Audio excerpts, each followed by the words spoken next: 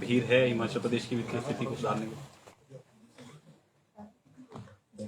हिमाचल प्रदेश में जो हालात बने हैं वित्तीय स्थिति के कारण, मुख्यमंत्री बार बार इस सारी चीज को अलग तरह से दिखाने की कोशिश कर रहे हैं। हमने तो सिर्फ एक ही बात कही कि मुख्यमंत्री जी बहुत हो लिया, 20 महीने बीत गए आपके, आप इस सारी चीज के लिए दोषी कभी जयराम ठाकुर को और कभी दोषी जो है वो नरेंद्र मोदी जी को ठहराते हैं। अब आप प्रदेश के मुख्यमंत्री हैं, आप जिम्मेवारी से भाग नहीं सकते हैं। जब तक हमारी सरकार थी तो हमने जिम्मेवारी के साथ काम किया, समय पर सैलरी दी, समय पर पेंशन दी, जबकि कोविड जैसा एक इस तरह का बहुत बड़ा संकट पूरी दुनिया के सामने था, देश के सामने था और प्रदेश के सामने भी था। लेकिन समय पर सैलरी मिली, समय पर पेंशन मिली, विकास के कार्य लगातार चलते रहे, संस्थान बंद नहीं किए, अंधाधुंध टैक्सेस नहीं लगाए। और यहां मुख्यमंत्री लगातार पहले दिन से शुरुआत किए हुए हैं। कभी संस्थान बंद करने का वो दौर जो चला था वो अभी तक समाप्त हुआ, 20 महीने बीत गए, 2 साल होने वाले हैं सरकार के। टैक्सेस के जो लगातार वैट की इंक्रीज के साथ उन्होंने शुरुआत की और उसके बाद लगातार, चाहे वो अब पानी का बिल है, चाहे वो बिजली का बिल है, आज भी मानसून सत्र का अंतिम दिन है, आज भी हिमाचल प्रदेश में बिजली को महंगा करके लोगों के ऊपर और बोझ डाल दिया। मेरा कहना है कि इन सारी चीजों से बहुत ज्यादा रेवेन्यू आपका जनरेट नहीं हो पाएगा। आपने वाटर सेस की अनाउंसमेंट की, वाटर सेस का कमीशन कर दिया, बना दिया, कॉन्स्टिट्यूट कर दिया, करोड़ों रुपए उस पर खर्च कर दिया और कोर्ट ने स्टक डाउन कर दिया। आपने जो इंडस्ट्री सेक्टर में जो है वो एक बहुत बड़ी हाइप दे दी इसमें, इलेक्ट्रिसिटी के इसमें चार्जेस में, और उसके बारे में भी कोर्ट ने अपनी टिप्पणी की। और अभी भी आप लगातार ऐसी चीजें करते जा रहे हैं कि कहीं ना कहीं जाकर के वो कोर्ट में स्टक डाउन होती जा रही है। प्रदेश को आखिरकार 2 साल का जो कार्यकाल आपका पूरा होने जा रहा है हिमाचल प्रदेश में कांग्रेस पार्टी का, उसमें हासिल क्या हुआ?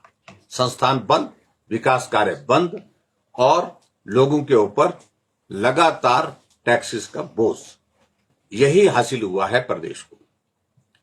और ऐसी सूरत में अभी इस मानसून सत्र के दौरान भी आपने देखा होगा कि हिमाचल में ऐसी स्थिति बन गई जब कर्मचारियों को सैलरी 1 तारीख के बदले 6 तारीख को मिलने की बात हुई, और पेंशन जो है 1 तारीख के बदले 10 तारीख को, यानी कि 10 तारीख को और 6 तारीख को सैलरी और पेंशन देने की बात यह है कि दोनों चीजों के लिए केंद्र सरकार से जब राशि आएगी तब जाकर के वो प्रदेश में कर्मचारियों को सैलरी दे पाएंगे। जब रेवेन्यू डेफिसिट ग्रांट की 520 करोड़ की किस्त आएगी तो कर्मचारियों को सैलरी मिलेगी। और उसके अलावा जब सेंट्रल टैक्सेस का शेयर जो है वो स्टेट को जो मिलेगा, स्टेट शेयर, तो वो लगभग 750 करोड़ मिलेगा। तो जब वो आएगा तो तब जाकर के हम कर्मचारियों के अलावा पेंशनर्स को पेंशन दे पाएंगे। ये तो स्थिति बन गई है। यानी कि जितने भी जो ये सारे इनके जो कदम है वो हास्यास्पद स्थिति में है आज की तारीख में। और कुल मिलाकर के हमने विधानसभा के अंदर सारे मामलों को इस सत्र के दौरान उठाया है, प्रभावी ढंग से उठाया है। अभी भी आज चर्चा चली है और ये चर्चा बहुत पहले होनी चाहिए थी। हमने जो रेजोल्यूशन 67 के अंतर्गत लाया था स्थगन प्रस्ताव के रूप में, जिसको स्वीकार नहीं किया गया, और जिसको स्वीकार न करने के बाद आपने देखा कि पूरे देश भर में हिमाचल की आर्थिक स्थिति पर चर्चा हो गई और हम अभी कर रहे हैं, 1 सप्ताह बाद कर रहे हैं, 10 दिन के बाद कर रहे हैं। तो ये स्थिति हास्यास्पद स्थिति हिमाचल प्रदेश सरकार की है। और मैं यही कहूंगा कि हिमाचल के लिए ये बहुत पीड़ा का विषय है कि जब इस आर्थिक संकट में सरकार ऐसे फैसले कर रही है जिन फैसलों से प्रदेश की आय की बढ़ोतरी तो हो नहीं पाएगी, लेकिन गरीब लोग कर्ज के नीचे दब करके रह जाएंगे। सर, कल संजौली मस्जिद विवाद को लेकर फिर से विरोध प्रदर्शन की कॉल है। सदन में भी ये मामला उठा है, लेकिन मंत्री के तेवर अब थोड़ा नरम लग रहे हैं।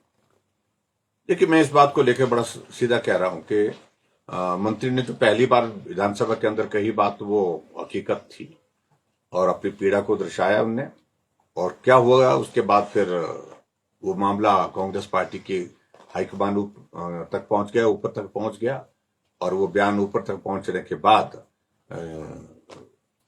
फिर डांट पड़ गई, मंत्री को मंत्रिमंडल से हटाने की बात आ गई, और मंत्री जी अब सहमे हुए हैं और मुख्यमंत्री सारी चीजों को गोलमोल कर रहे हैं। मैंने आज भी विधानसभा के अंदर इस सारे मामले को लेकर के कहा है कि जन भावनाएं हैं, उनको आप रोक नहीं सकते हैं, और पूरा हिंदू समाज जागृत होकर के सड़कों पर निकला है। ना कोई नेता था, ना कोई पार्टी थी वहां पर, लेकिन उसके बावजूद निकले।